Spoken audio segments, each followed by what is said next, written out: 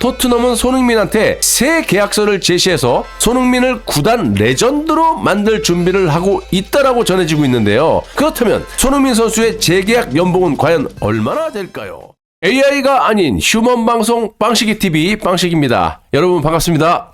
손흥민입니다. 토트넘과 협상을 중단해주세요. 이건 또 무시기 말입니까? 이번 2023 아시아축구연맹 AFC 카타르 아시안컵 결과에 대한 여파가 손흥민의 재계약에도 영향을 끼쳤다는 소식인데요. 사람이 착실하게 살다 보면요, 손흥민 선수처럼 겹경사를 맞기도 합니다. 2023-2024 시즌이 점점 끝으로 향하고 있는 가운데 여름 이적 시장도 가까워지면서 토트넘이 바빠지기 시작했고요. 토트넘은 클럽 주장 손흥민의 계약 기간이 얼마 남지 않은 데다가 최근 사우디아라비아가 손흥민 영입에 관심을 보이면서 뺏기지 않으려고 재계약 협상에 박차를 가했다는 소식입니다. 손흥민은요, 1년 연장 옵션을 포함해서 토트넘과 2026년 6월까지 계약이 되어 있지만 토트넘이 재계약을 강력하게 원함으로써 2015년부터 함께한 토트넘과 종신계약을 체결하기 일보 직전이라는 설도 들리고 있었습니다. 영국 스카이 스포츠 소속 마이클 브리치 기자의 보도 내용을 인용한 매체는 토트넘과 손흥민 사이의 재계약 논의가 진행 중이라는 걸 확인했으며 아시안컵에 대한 실망감이 손흥민에게 큰 영향을 줬다라고 설명을 하고 있습니다. 이어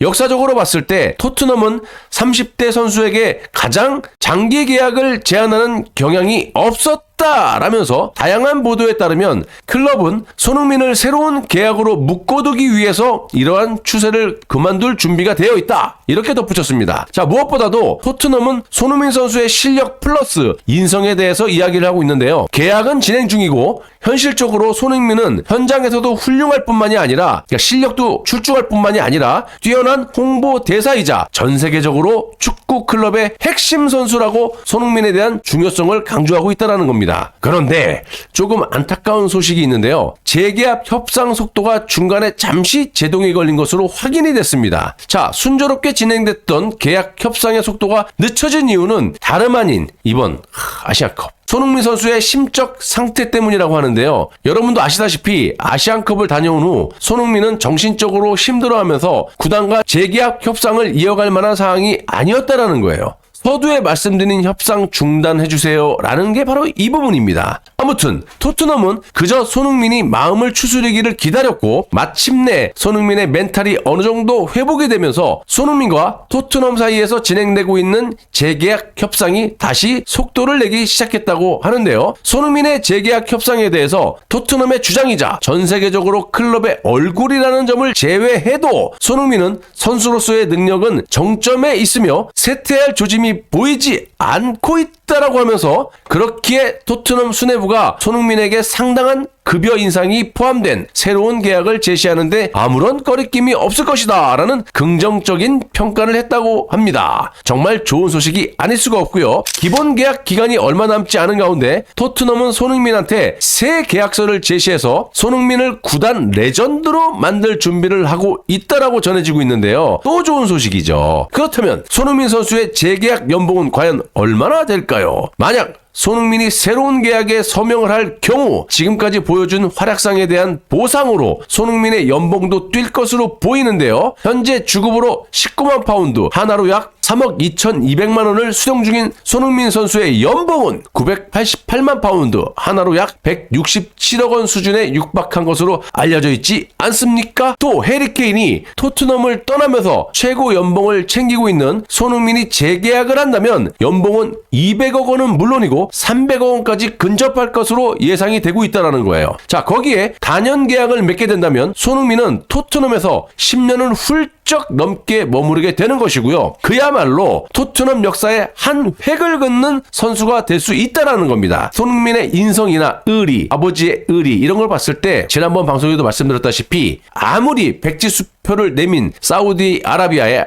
알이티하드 팀이 이렇게 하더라도 손흥민 선수가 안 갈 것이라고 예상을 했는데 지금 그런 식으로 가고 있고 거기에 또 상응하는 이 토트넘의 대우가 있어야 될 것이다. 지금 그게 이루어지고 있는 겁니다. 근데 돈도 돈이지만 손흥민 선수가 토트넘에 남기로 결정한 가장 이유가 바로 이런 걸 거예요. 뭐 돈도 돈이지만 지금 10년을 훌쩍 넘게 머무르게 되는 상황에서 토트넘 역사에 한 획을 긋는 아시아 대한민국 선수가 될 수 있다라는 점 이거 고려 안 하겠습니까? 아무튼 해리 케인이 우승컵을 쫓아서 지난 여름 바이에른 뮌헨으로 이적한 것을 고려해 봤을 때 손흥민이 갖는 토트넘 구단 내에서의 가치는 상상하기 어려울 정도라는 거예요. 결론을 지어보자면 만약 토트넘이 챔피언스 리그에 진출을 한다? 그럼 손흥민의 연봉은 300억 원도 충분히 가능하다라는 이야기고요. 지난 여름 300억 원가량을 받았던 것으로 알려진 해리 케인이 독일 바이에른 뮌헨으로 이적했기 때문에 토트넘은 이 거액을 손흥민 선수에게 지어줄 여유는 있다라는 논리입니다. 자, 아시다시피 토트넘은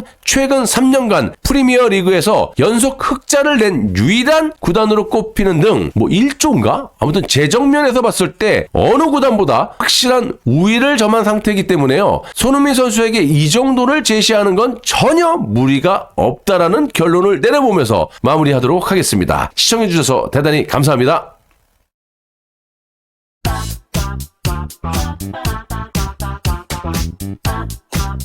Bye.